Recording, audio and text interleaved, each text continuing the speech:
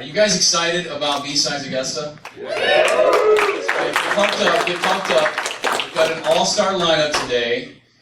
We had an absolute wonderful first year last year. How many folks were here last year for BSidesAugusta? Good number of folks. So you're repeat customers, so thank you for coming back. We must have did pretty good last year. So we're very excited about this year. Again, we have a great lineup of speakers. We have some of the world's best blue teamers right here in Augusta, Georgia to present to you guys. We've got some of the best defenders. We've got some of the best incident responders. And so we've got a really great lineup today. I'm very excited about it. So I don't want to spend too much time because I want to get out of the way and let our rock stars take it from here. So first up we have Mr. Chris Sanders. So you may know Chris from the number of books that he has written or co-authored. He's also involved with the Rural Technology Fund. So it's a nonprofit that gives back to high school students and others to help them along with their technology education. So he's doing a lot of good in the world, and we're very thankful to have him here today. So please join me in welcoming Mr. Chris Sanders.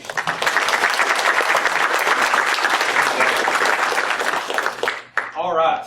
Thank y'all for having me. Thank y'all for coming out to B-Sides and certainly to see me talking on a Saturday morning. There's a lot of things that arguably better things you might be doing, but I'm glad y'all are here. Also excited to be in the blue team room, excited to be around blue teamers. I try to make fun of the red teamers as much as possible. I assume as soon as we left, they all put on ski masks. Everything you want to do in red team scenarios. So. They could be in hoodies. Hoodies as well, yeah, sure, absolutely. So real excited to be here, real excited to give this this talk. Again, Doug told a lot about me. My name's Chris Sanders. I really enjoy blue teaming, information security, network security monitoring. That's my day job. When I'm not doing that, I'm a barbecue guy. I used to have pictures of myself on here. Realized I'm already standing here. People don't want to see me, so I put pictures of pulled pork and ribs. Because why not? And it's Georgia, right? Georgia probably has the best barbecue. Yeah! I'm from South Carolina, and I say Georgia has the best barbecue. I don't know. That mustard-based sauce, I don't know about it. Besides that, I do direct the Rural Technology Fund. I started that in 2008, recognizing that I was from a rural area that didn't really have a lot of opportunity for folks who were interested in high-tech careers. So we provide scholarships, internships, and other resources for students who are kind of in the same need group there. As far as my career, I got my first real job in security, working for the Army Research Lab. Worked for the Department of Defense in that capacity, and then later on for SPAWAR, helping set up and run different portions of security operations centers in that capacity. I got kind of tired of the government bit after a while and decided to go into the private sector.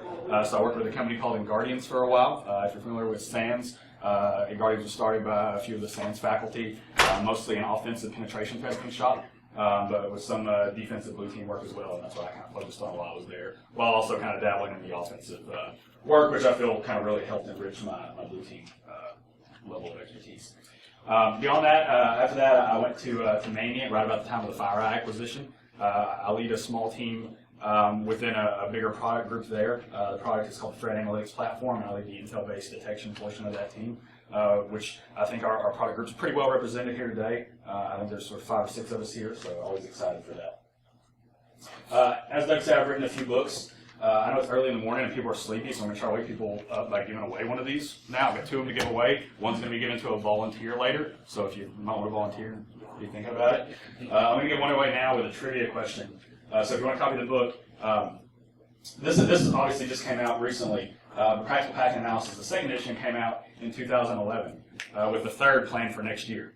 So for the first edition, does anybody know, and I'm going to go with the first hand I see when I finish the question, does anybody know when the first edition of Practical Packing Analysis was released? 2006. Nope. 2008. Nope. I saw you. 2009. Nope. I saw you. 2007. There we go.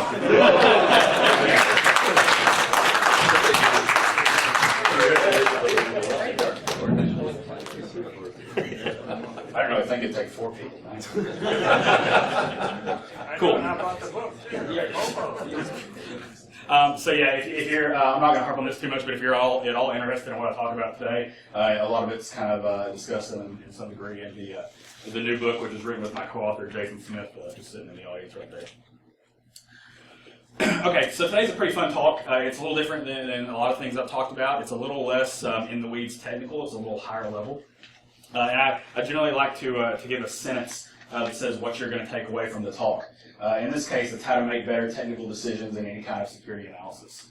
I'm a network security monitoring guy, but I think a lot of what I talk about today is applicable to many other types of security analysis, whether that's malware analysis, even security analysis of code, for instance, web application analysis, any of those things. But more or less, despite the very boring title of the talk, we're going to talk about some cool thoughts about analysis, about bias and how to recognize it and defeat it and improve analysis in really any security situation. My disclaimer I give here is I'm going to talk about a lot of things I'm probably not really qualified to talk about. Specifically, kind of matters of the brain, some things that kind of delve more in psychology than necessarily in security. While I've talked to quite a few psychologists and psychiatrists as well in researching some of this stuff, that's not actually what that's not what my degree is. So take that with a grain of salt for what it's worth. So we're going to start this with a very personal story about an instance in which bias really affected me personally. This story happened in, I guess it was February or March, and it starts at about 2 a.m. Unlike the red teamers, I go to bed at a reasonable time, which is about 10 o'clock. So I'm asleep at 2 a.m., and then I wake up with a horrible stomach ache. And I don't mean just like the normal stomach ache, like something was wrong. Like I felt like I was going to die for some reason. I'm very fortunate, very blessed. My wife is actually a family medicine doctor, so I tried to tough it out for a while and man up and just take it. But then I just couldn't. So I roll around, honey, wake up, something's wrong. Stomach's killing me. It's not like a sick pain, just like a real throbbing pain. Don't know what to do. So we talk a little bit, and she's like, "Oh, it sounds like there's something wrong with your gallbladder." Right? And she's a doctor. I trust her. I'm like, "Okay." She says, "Well, just to make sure it's not inflamed or something like that, we probably need to go see someone now." So we end up at the ER. Fortunately, not the ER that these guys were working at, but we end up at the ER, and I see a doctor there. So he does some tests, does some questioning, checks my blood, decides my gallbladder is probably not inflamed, but he thinks there's a gallstone there, right? If you ever had gallstones, then you probably know it's not a pleasant thing. So he's like, "I think you have a gallstone. We want to ultrasound it. We can't really do that here right now for some reason." So they were sitting me basically, they said, "Tomorrow morning, go see your family doctor, and they will get you into an ultrasound." So that's what we did. Although my wife's a family doctor, for ethical reasons, she obviously can't see me as a patient so much. So we went to see one of our good friends who saw me and referred me for the ultrasound. I'm pretty sure ultrasounds are mostly magic. This is not my ultrasound, but this is what a gallbladder is supposed to look like on an ultrasound. I guess I don't know if this space is the gallbladder or that space is. I don't think they do either sometimes. But anyway, I got the ultrasound. At this point, the family doctor said she thought she agreed with that kind of initial diagnosis. I got the ultrasound. The tech who read the ultrasound was like, "Oh yeah, your gallbladder's there and it's full of stones." Right, which is not a real big deal. It's full of stones, so you probably want to have it out. Fair enough. So at this point, again, my wife thinks it's the gallbladder. The ER doctor felt like it was that. Family doctor agreed. Radiologist basically confirmed that. Right, that's what he tested for, and that's what he confirmed. So I went to see a surgeon. And if you've ever been to a surgeon before, the one thing they love to do is cut. So he said, "Let's cut it out," without hesitation at all. So sure enough, I never had surgery before other than having my tonsils taken out when I was in kindergarten. So I was like, "All right, let's do some surgery." So they got to use the cool little Da Vinci robot, cut in there and get in there and take it out. So that's all fine and good. I wake up after the surgery. Doctor's standing there. That's weird. I expected a nurse. Doctor was standing there. He said, "Well, you're okay." That's good. "But there's a problem." Not the first thing you want to hear when you wake up after surgery, especially when you're under the effects of anesthesia to some degree. He said, "Well, we went to take out your gallbladder and we couldn't do it." "Okay, why not?" He said, "Well, Chris, you are one of the 0.02% of people in the world who are born without a gallbladder."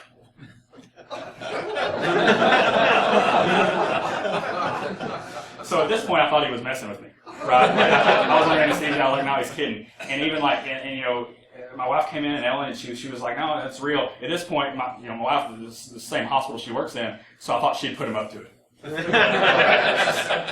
can't be real. But sure enough, after I went home and slept it off and woke up out of the anesthesia, my wife was like, "No, really, you were born without it." Matter of fact, Here's the proof. This is me. This is a very personal story. This is my liver, this big thing here, which I'm very proud of, very nice looking liver. I try to say so myself. And this is where the gallbladder is supposed to be. I don't think most of you, like I can say it can be anywhere, you'll probably believe me at this point. Same with the doctors and me. But this is where my gallbladder is supposed to be, and it wasn't. So, more or less, again, I was one of the 0.02% of people born without a gallbladder.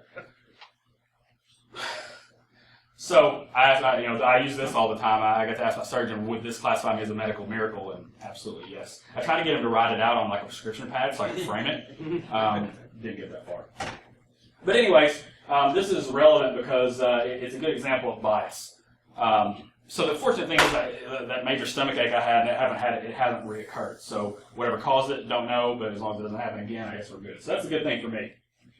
The bad thing is this was caused by a lot of bias. Right? There are many types of bias, and we're going to talk about them. But in this case, the three that I really think came into play were confirmation bias, outcome bias, and congruence bias. More specifically, to kind of sum those all up together, we had several doctors who thought it was one thing. We had a radiologist who said, hey, look for this one thing. And because he was looking for that thing, he found that thing. Going back and talking to the surgeon afterwards, and he re-examined those ultrasound scans, he's like, no, I can see where this is kind of hazy. They don't know really what it was, gas bubbles, things like that in the intestines, it's hard to say. But because he was looking for it, he thought he saw what he wanted to see. Right, we've all heard that phrase before. And that's the example of confirmation bias. So that was the cause, and what caused that for me, it was really relevant for my life. The effect of that was obviously very negative, right? So I had recovery for what was essentially unnecessary surgery. The recovery was longer because once they got in there and couldn't find the gallbladder, they kind of had to root around and try to find it, which I mostly equate to being in a networking closet and trying to trace cables back. We've all done that. So it's here's some small intestine. I'm going to follow that, and that's not pleasant. So obviously there's some financial loss there, and quite honestly, it caused another type of bias, which is pessimism bias. And that for me says, even though my wife's a doctor and she'd like to hear this, it makes me have a little less faith in maybe the radiology side of the house, right? And that's something I can't help, but just based upon experience, that's how I feel about it. So that's an interesting personal story there. So I'll step back and kind of relate this less about me and more about what we all do as a job.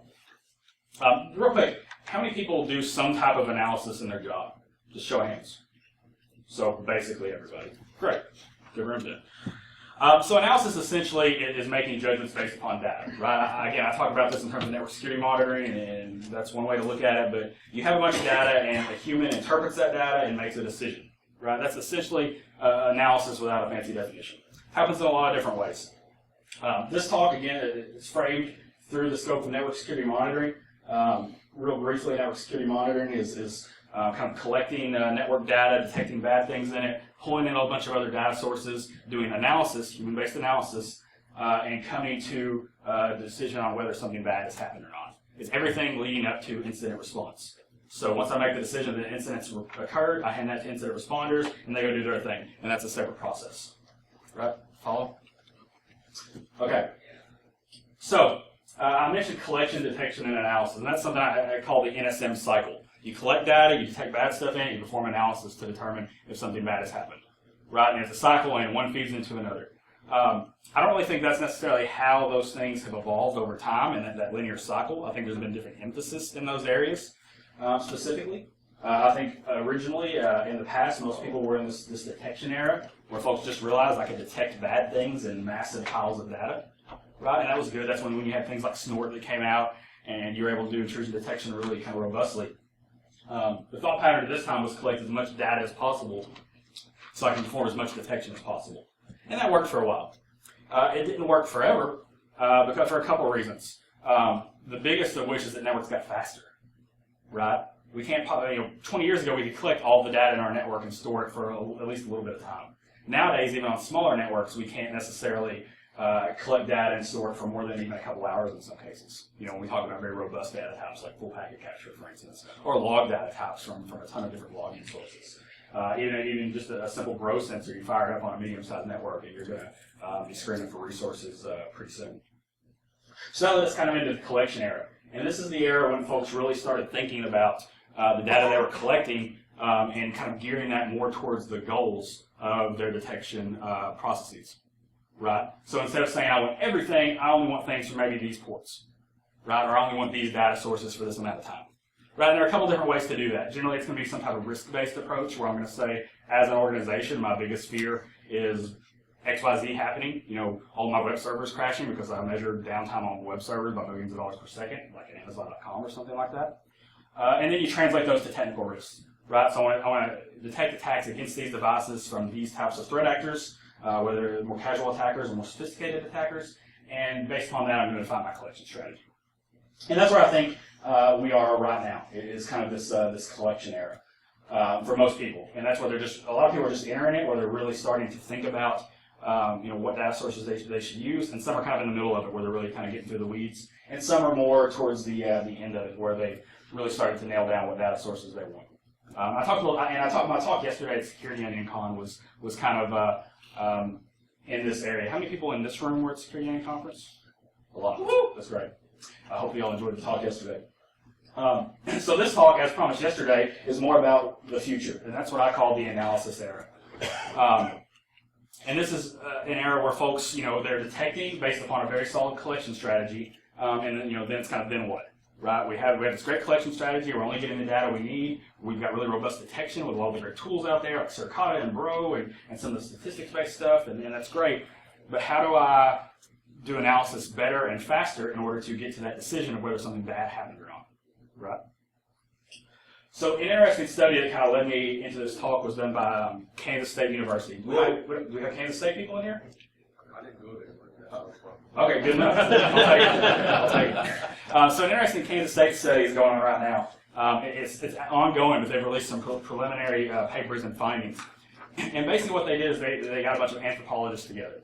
And they said, we want to send these anthropologists and put them in a security operations center, and we want to have them kind of learn the culture and basically do an anthropological study of kind of how that works, right? And anthropology is kind of the study of culture, so it's SOC culture, so to speak.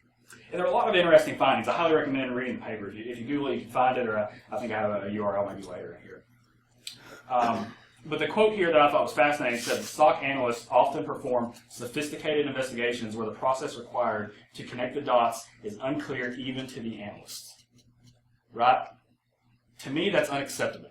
I don't think that's a good thing. And from my experience in SOCs, it's certainly true. Right? All the guys who are good at analysis, if you ask them how they do it, they generally can't tell you. Right? More often it's, hey, just watch me. Sit and shoulder surf for a while, and you'll pick it up. And while that's certainly reasonably effective in some cases, it's not the greatest. And that creates a situation and a scenario where we have tacit knowledge. When I say tacit knowledge, that's saying it's knowledge that cannot be codified kind of into words. Right? And that's a problem, because really, when you think of collection, detection, and analysis, everything we do leads up to this human analysis point where we're making these decisions. If we can't tell people how we make these decisions, and thus train people on how to make these decisions better, I think we're kind of not doing the best job we can do. Right? That's a problem for me. So that's kind of why I wanted to think and talk a little bit about kind of this analysis era moving forward. The good thing about this is that we're not alone in it. Right? When we talk about thinking, which is what this really is, for lack of a better phrase, we're not the first people that really have to look inward and do this. Right? I've talked about the medical field already quite a bit, but it's one of those where they've really had this revolution in the past, kind of between like 1900 and 1960 or 1970, where they really started looking inward and defining their diagnostic methods. How they get from symptoms to testing for things to a diagnosis, right? Which isn't really too different than what we do. We have symptoms and alert. We do tests, looking at data and ruling things out, and then we do a diagnosis. Is this an incident or is it not? Right? Very similar. And there's similar stories in legal and scientific fields as well, like physics fields, chemistry, astrophysics, etc. You can find similar parallels. So that's good. So we don't have to reinvent the wheel here, right? We can look at how a lot of these folks have kind of thought about how they think and apply some of those things, which is what I'm going to kind of talk about a little bit here. Again, another field that's probably more relevant to a lot of us is traditional military intelligence, right? We talk about threat intelligence like it's this new sexy thing, but it's been around for thousands of years, really.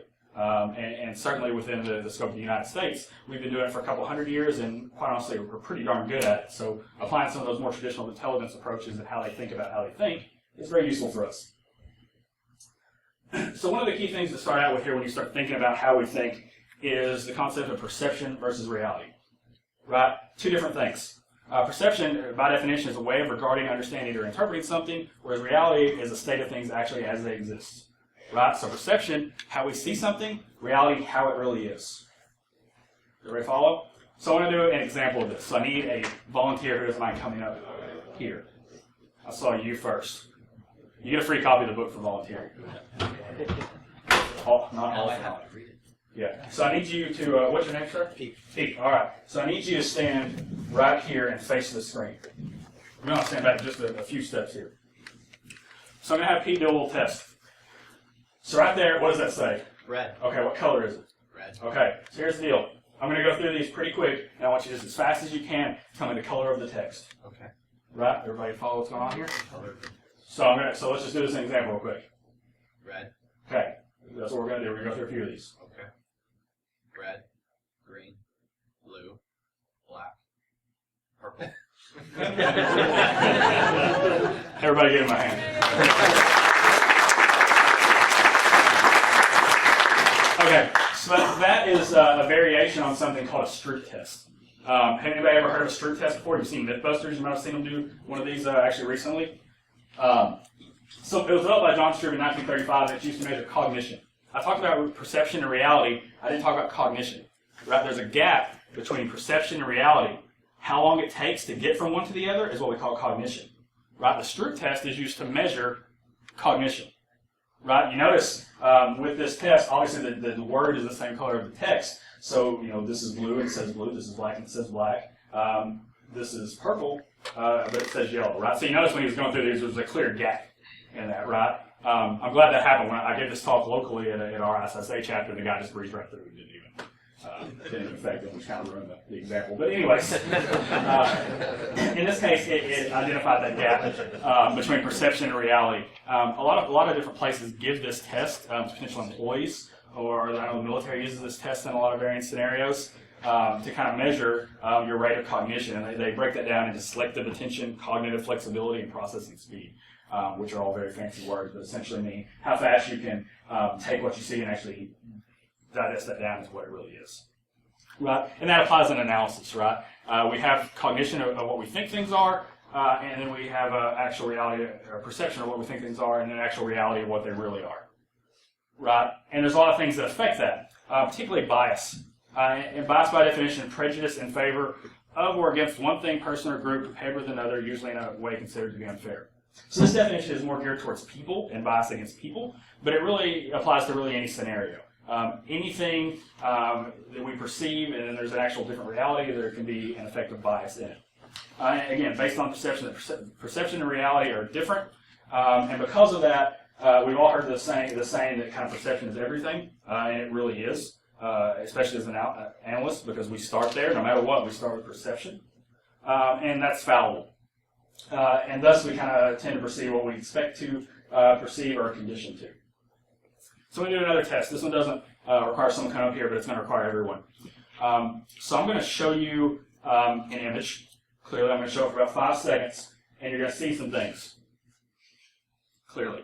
So I'm going to show it for about 5 seconds. I'm going to flip off of it. Don't say out loud what you see. Just keep it to yourself, and then I'm going to ask for some participation. Right? Ready? Okay. Show of hands, how many people saw the saxophone player? Everybody? Okay. Okay, show of hands, how many people saw the face?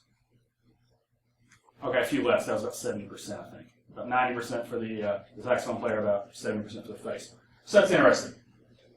So I'm going to do a different one. I'm going to show you a picture of a white vase for a couple seconds. And I just want you to see if you see it, right? Okay. Who saw the white vase? Everybody? Did anybody see anything different? This one always doesn't work as well. Okay. Fair enough. These don't work as well in person as they do online for my testing, which is interesting. But anyways, so this is an example of conditioning to see things, right? Obviously for the first picture, I didn't tell you what to expect. So different people saw different things. It was pretty close, a lot closer than my control groups. But generally speaking, in this case, y'all would have been in the second group for the no prompt. Y'all were about 90 and 70, which is about what I've seen more in person. When I did prompt, 80% saw the face and 12% saw the saxophone player, which is interesting divergence of those statistics. For the second image, everybody here saw it too, people, which is great. I think it might have something to do with maybe the larger screen size. All the controllers did this on a small screen maybe. But anyways, you see the difference here, and what I'm trying to get across is that people see different things, right? It's kind of a cheesy way of demonstrating it. But people say different things based upon whether they're prompted or not, and whether they're told what to expect to see. Just like the radiologist saw a gallbladder full of stones because he was told to expect to see it, right? Similar type deal. So let's talk about how this relates specifically to bias and analysis. I've got a couple quick examples, and then I've got a couple specific ones. So here's one that's real close to home. Here's an example of some flow data. You notice it's kind of cut off here, but there are line numbers here, 1, 2, 3, 4, all the way through 12. What line number, if you were going to, if you're looking at these fields and you want to investigate something, what line number might you be drawn towards first? 6. Most people said 6, right? Why is that? Source country is China, right? So that's bias, right? We're biased to think, and the company I work for probably doesn't help this perception all the time, but generally we're biased to think that anything coming through from China is bad, which isn't really necessarily the greatest bias to have, because there's plenty of legitimate websites and servers and things you talk to in China that are legit. In this case, one thing I might have been drawn to more specifically is line number 2, because there's a known port right there for a known service that might be interesting, whereas everything else is high ports to port 22. But that's a good example of bias and what we've kind of been conditioned as an industry to look for, right? Here's a more recent example. Adrian might appreciate this one. Does anybody remember this? The Kaspersky post where they found the malware that I guess they attributed to a potential APT group, and they showed it on the screen, and it turns out it was just a social engineering toolkit. But they just,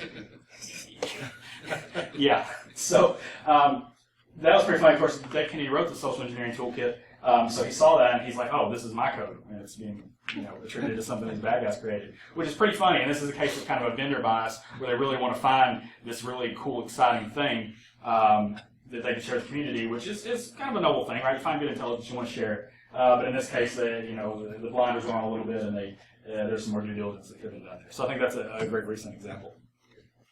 So let's talk about some specific types of bias. Now I've got 7 or 8 of these I'm going to go through pretty quickly. The first is called anchoring. And that's relying heavily on a single piece of information. That was that first example I showed, right? Everybody saw CN in there, and that was the bad one, right? We all do this. I try not to put too much faith in geo IP lookups, but even sometimes I do, especially if you have all of them that are the same and you find one outlier, then you want to look at that one. IDS alert name is another big one. Is if you see the alert name and you put too much weight in that it says it's this piece of malware, so you really think it's got to be that piece of malware, when in fact it may be, first of all, it may not be something bad at all. It may just be kind of a random sequence of bytes. Second of all, it may be something bad, but it may not be that specific type of malware. So just because you see the alert and then you look for how that malware should work, but the malware you're seeing works differently, don't dismiss it. It's probably just a different piece of malware that might use the same components. Right? Folks who write malware are just as lazy as folks who write legitimate code. They reuse stuff, so it's very possible it's in a different piece of malware. Timing's a big one. We'll talk about that a little bit more later. So clustering illusions, a different one. Can anybody tell me where the bad stuff is here? You can't, because it's useless. This is a useless visualization, right? I hate useless visualizations, and this is generally one of them. Now, if it were force directed, that would be cool. Maybe not. But so that's basically overestimating the value of perceived patterns in random data. Looking at visualizations that are useless are one of them. So in this case, whatever this red means, people might think it's bad, or maybe these outliers are bad, and who knows what that means. Another one of the examples is what I call the great beaconing fallacy. And this is one of the ones I know when I worked at the SOC in Spay War, I was the team leader of the IDS group there, and I had a banned words list, and beaconing was on it. Because anytime any analyst saw something that was going in like a periodic manner, like every 5 minutes or every hour, it's APT or it's China or it's something bad because it's beaconing, right? If you wanted to write something that takes beaconing, basically you're going to write a really good normal traffic detector, right? Because lots of things beacon, right? If I'm writing a piece of software that needs to check in every now and then, I'm not going to write some random number generator or have it check in at 3, 47, 52, and 7 minutes, right? It's going to go on an interval. That's how people generally write code. So when something's doing something at a relatively the same time rate, it doesn't inherently mean it's bad. Sure, some bad things do that, But that alone is generally not one of the best things to go on when you're looking at log data. And that's really related to clustering illusion, and it's looking for patterns that may, first of all, may or not really be there, and second of all, may or may not have any meaning. Availability cascade is an interesting one. Strong belief in something due to its repetition in public discourse. Again, traffic tour from China is bad, so because of the availability cascade and that being said so much, we're going to think it's bad. Internally in a SOC, we're going to talk about false positives, right? If you listen to a lot of analysts and in your SOC and they say, oh, rule XYZ always generates false positives. If you hear that enough, you might just start eventually dismissing that rule, right? When it may be a perfectly good rule, and it may eventually lead to something that's useful for detecting. So you have to be careful of thinking about, just because you hear something more and more and more doesn't always mean it's true. That's from an industry and an internal SOC perspective. So belief bias is interesting because it occurs when a decision is based on the believability of the conclusion. This is really big at the management level, right? This one is a fun one. We wouldn't be a target for a nation-state actor. Right now I think most people are thinking everybody's going to be a target, which is good because a lot of people could be. 5 years ago, most of the private sector was saying, oh, why would a nation-state government who wants to steal secrets target us? Right? I think we all know now there's plenty of reasons why someone would be targeted.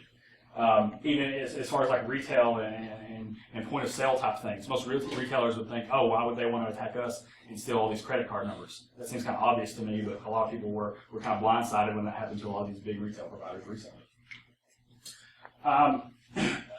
This also happens as well, with different and segmented networks. I see this a lot when folks have a network that serves a single purpose, like it's where all your printers exist, it's where all of your VoIP phones exist, it's your secure network segment, it's your SCADA network segment.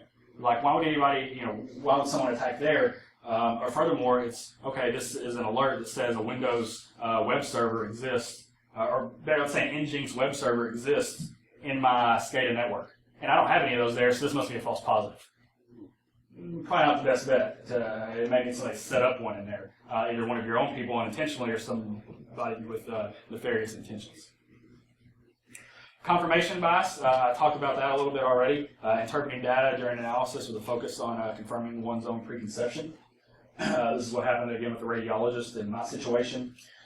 Ego is kind of a big thing here. Analysts who have been doing this a while, and I'm guilty of it myself, is if I tend to want to follow my heart a little bit, and if I think this is the bad thing that's happening, I tend to want to confirm that with findings instead of trying to think outside the box, or even sometimes accept someone else's conclusion in place of my own. Right? So we have to keep our egos in check when we're doing this type of analysis.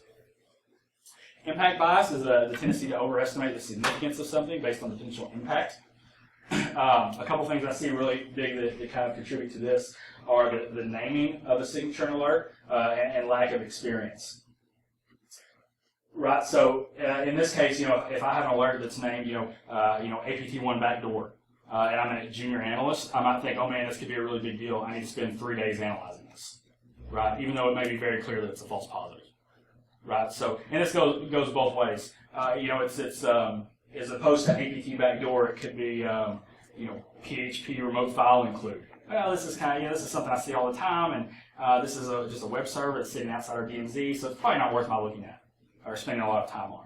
Little impact, right? Of course, I think most of us, especially in this room, know that some of these things that are of somewhat initial lower consequence could lead to things that are bigger, right? So that's something to keep in mind there. Irrational escalation is an interesting one. It's also called sunk cost fallacy or gambler's fallacy. It's to say that just because I've spent, all day analyzing this thing, I should probably spend an extra 2 or 3 days just to make sure because I've already spent all this time. Otherwise, that time's wasted. This is a really easy trap to fall into, and generally when you fall into it, you're not going to realize it. I've done it before as well. Most people don't like to think that the time they spent doing something is wasted. Generally, I'm of the opinion that if you're ruling something out as a true positive, it's not wasting time, it's doing your job. And that kind of equates to most of your job in a lot of cases. Framing effects, a good one. Interpreting information differently based upon how or from whom it was presented. This is a big cultural thing within the Security Operations Center. We all have social cliques in those environments. We see folks of varying levels of expertise. Just because this junior analyst tells me something, I may ignore it, whereas if a senior analyst tells it to me, I may actually internalize it and do something with it. That's something to watch out for. Obviously, it's natural you want someone less experienced. You may put a little less faith in something they say in that regard. That's to some degree natural. But when it gets down to like a click-based thing, I think this guy's a jerk, so I think what he's saying is wrong. That's when you got to kind of watch out, because then you miss things, right? I've done that. Lots of people do that. That's also a good way to alienate newer analysts in your organization if you don't watch out. You certainly don't want to do that. Overconfidence effect. We've kind of talked about this a little bit. I like to talk about the 99% paradox. Generally, when people, I read a study that said when people say I'm 99% sure this is right, that means they're wrong generally about 40% of the time. Right? So that's an interesting to watch. But it's related to overconfidence when there may be data that suggests otherwise. We all have egos. Nobody's without one, but it's another one that plays it here. And pro-innovation bias is the last one we're going to talk about in the scope of biases. And it's optimism based upon one's own inventions being involved in the analysis. And this is especially critical in what we do, because in blue team, we write a lot of our own tools. First of all, we write our own signatures, we write our own tools, and because of that, we kind of want to use them a lot. Right? When I write code, I want to use it for everything. Fair enough, right? But sometimes not all tools are going to be the best for every scenario. If I write a signature, of course I want to believe it's going to be the best signature ever. I write rules to some degree for a living right now, and so when someone tells me it's a false positive, it kind of hurts me right in the feelings here. But you have to realize that you just can't. You just have to watch that. It's another ego thing there. So I listed a lot of bias here. I think I went through maybe about 10 different kinds. If you go to Google and go to Wikipedia and search for list of cognitive biases, there's a page called that. It has over 100 types of bias listed. I picked a few of the ones that I see the most in stocks and the ones I think are most impactful to us, but there's over 100 of them, various different kinds. So that's kind of a big challenge, right? It's all related to our mindset and analysis. A mindset itself is not a good thing, it's not a bad thing, it's just a thing, right? It's just something we have to be aware of when we try to overcome these biases. So what can we do? I guess that's the big thing. I've explained the problem, so I wouldn't be doing any justice if I didn't say how we can work on fixing it. First of all, is admitting, again, a mindset is not a good thing, it's not a bad thing, it's just a thing we have to deal with. Preconception and bias also cannot be fully avoided, right? They're going to happen. They're going to happen for a number of reasons. They relate to your parents, your friends, your social background, your economic background, the country you grew up in, the country you're born in, the country you live in now, even so the states, right? So someone raised in South Carolina may do things a lot different than someone raised in New York City, for instance. A lot of things go into that, and we can't always control that. So therefore, I think there's three things we can do. The number one thing is develop repeatable analytic technique. That's converting that tacit knowledge I talked about earlier to something that can be more easily structured and kind of taught, so to speak. And the other two kind of relate, and that's recognizing key assumptions and then allowing those to be challenged. Right? So when we produce reports, whether it's an NSM report or something like that, the result of an investigation, we need to identify the assumptions we're making and then let folks challenge those and be kind of okay with it. So the analytic technique, there's generally a three-step process, right? We have an input, a lot of times it's an alert, and then there's an investigation, and then we have the option to escalate it. So that's pretty basic, that's pretty high level, and that's not quite as deep as we want to get. So there's a couple options here. Two of the big options I've looked into are things called relational investigation and differential diagnosis. These are actually taken from other fields. I talked about this is not just our problem. These are methods taken from other fields that we can then use to enhance our own analysis. Right? So I'm going to go into these just very, very quickly. If you're really interested in them, I have a blog post out, and the book covers them a bit too. But one of these is called relational investigation. I think we've all seen cop shows like NYPD Blue and things like that, where they paste all the 8x10s of people and put receipts on the wall and draw the strings in between them, right? That's relational investigation is what that's called. It focuses on entities, relationships, and kind of the interaction between things. Here's kind of a scenario of what that would look like, right? So you're investigating a primary set of subjects, identifying how they relate to each other. Ideally, at that point, you're also identifying things that might relate as a secondary relationship, and you're building webs, more or less, investigating additional degrees of subjects and building a web of how everything works together. right? Starting small, going bigger. That's how you go from something like this, which is a snort alert for a PDF file download, to something like this, where you see that PDF file drops a bad file, to something like this, where you see that bad file was dropped, opened up a back door, and an attacker used it to attack a network. Right? I'll make these slides available, so don't worry about trying to digest all that now. The other option here is differential diagnosis. This is borrowing from our friends in the medical community. And it kind of relies, if you've ever seen houses, that's why I have a picture of a house up here, right? They always have these really complex scenarios, and they put them on a whiteboard, and they list all the possible solutions, and do testing to kind of remove the ones that don't fit. Right? Anybody ever seen that? Show of hands, have you seen that? Yeah, lots of people. Okay, so differential diagnosis basically works like this. You identify and list the symptoms, consider and evaluate the most common diagnosis first, list all the possible diagnoses, prioritize them, and start eliminating them based upon candidate conditions. Right? So very simply, so you have a scenario, you have an alert. I think it could be, okay, it could be 5 of these possible things. Right? So take the most obvious one, which is going to be it, 80 or 90% of the time. Eliminate it if you can, and then perform testing, whether that's getting more PCAP data and looking for this, getting more NetFlow data and looking for whatever. It's actually doing host-based forensics on the host itself. Essentially that. And you start eliminating things until hopefully you're only left with one. Again, I have some examples of this on the blog that you can read through. They're more detailed. The last thing I'm really going to talk about here is incident M&M, stands for morbidity and mortality. This is borrowed from the medical field. Created by someone called Dr. Ernest Codman at Mass General Hospital, which is basically Harvard's hospital. He was a surgeon in the early 1900s. And he more or less realized that they weren't doing a good enough job in cases where people were dying or having bad outcomes. So not doing a good enough job of basically doing kind of an after-action thing and talking about how that happened and making it better.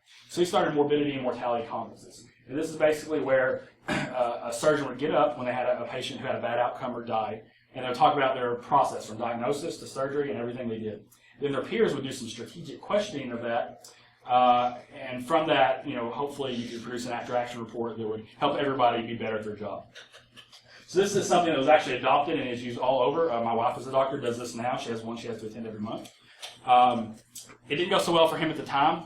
Surgeons at the time were pretty confident and didn't like having to be questioned, so he got summarily fired after he came up with this idea. But he went on to have a pretty long, distinguished career talking about it. Good enough. For an incident, morbidity and mortality, it's kind of the same thing, but in this case, the handler or the analyst kind of presents the case, and people will then, pile on and give some alternative analysis. So there's several different alternative analysis techniques. These are the godfather of this was Richard Cheever Jr., who was an FBI intelligence analyst who wrote a really great book called Intelligence for, I just blanked on it. It's in the notes. I'll send it to you later. He wrote a really good book on intelligence analysis for government and military folks. And this is very, very helpful. So there are a couple different techniques right here. A little shorter on time, so I'm not going to go through them. But basically, there's methods of strategically questioning folks during this kind of M&M process. Right? Because you want to make sure you're doing that in a constructive manner. Because not everybody, especially those of us with a little bit of ego, certainly don't like to have their methods questioned in a way that's not constructive or positive for the whole group. Right? That makes sense. So there are a couple of those. I'm going to skip through those now for the purpose of time. A couple of best practices for these M&M conferences. I used to conduct these at SPAWAR when I ran part of the SOC there, and they were very productive. I think Jason would agree. He worked for me in the SOC there, and they definitely helped our quality of analysis. I'd say you limit the frequency of them, especially initially. They require a strong mediator because those things can get kind of heated at times. You want to set expectations, obviously, on what this purpose is. This isn't tied to someone's pay. This isn't tied to their job success. This is just something we do to make everybody better, because everyone working together obviously is going to achieve quite a bit more. And the big thing at the bottom, I guess, is writing it down. These things are useless if you don't produce an after-action report. I generally recommend that the person who's giving the presentation takes feedback from all the other folks and produces that report, says what they would have done differently, if there is anything, and how that could be improved upon later on. So that's going to pretty much wrap it up for me. Just to conclude, I really think that we're moving more towards an era where, while detection and collection are going to be important, eventually we start having to think about how we think about analysis, how to improve that, and turn that tacit knowledge really into something that can be codified, so the next generation of analysts who come up aren't relegated to shoulder surfing with more senior level analysts to actually get the skills they need to do the job. Beyond that, bias is inevitable. Think about the gap between perception and reality, the things that can cause you to be biased during the cognition process from one to the other. And think about ways you can overcome that. I've talked about analytic technique and codifying things, after action, alternative analysis on incident morbidity and mortality, and those are all really great techniques. Again, if you're interested, the book has a lot in there, the blog has a lot of this as well. And yeah, that's it. Any questions?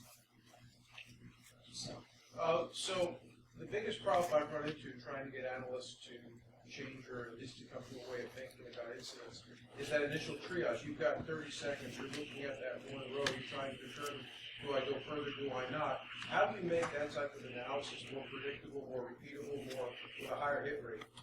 Well, I think that starts, how do you make the initial triage? The question was, how do you make the initial triage analysis where you're initially looking at that alert and determining if it needs more investigation? How do you make that kind of more efficient?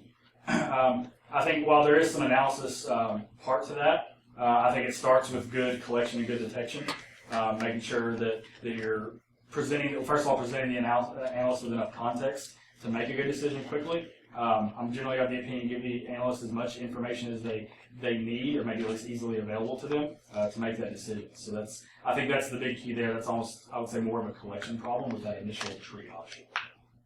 Makes sense? How do you avoid, especially as we're moving more and more towards more data, big data, automated collection, automated analysis, spits out your consolidated or kind of systems.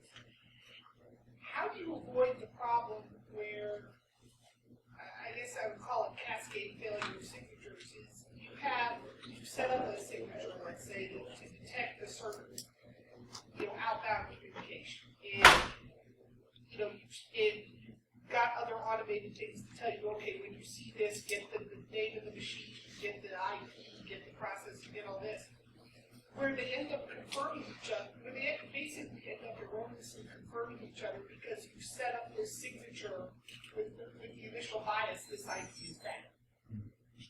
Yeah, so I think it has to do a lot with levels of abstraction from the data, right? So I think when you give an analyst an output that says this, we determined this is bad because this IP is bad, you need to tell them why you determined that IP was bad, right? So we have a big problem right now where people just want to use lists of things and call that intelligence, which is kind of a big deal, right? It's not enough for me if someone gives me an IP and says this is bad. They have to tell me why it was bad. That includes, was it just extracted from some malware that was kind of detonated? Was it a known C2 for an attacker? That's one of those things. And not only that, I want to know timing information. Was it bad yesterday or was it bad a year ago? Because if it's bad a year ago, it may certainly not be bad now. So I think when you talk about automated analysis solutions, analysis itself can and should and never will be automated fully, but it's certainly okay to have machines helping you make some of those initial decisions as long as you are factoring in those things like where did this come from, why is it bad, and how long ago was it bad. The biggest example is malware that talks out to Microsoft.com as its first call out to check your network connectivity. You end up black hole with Microsoft. Sure. Well, I guess and the thing is just being very careful with what you do with that data. It's never a good idea to hook up some type of automated malware sandbox to an IPS, right, instead of a block mode, right? So, sure. Any other questions? All right. Thanks, folks.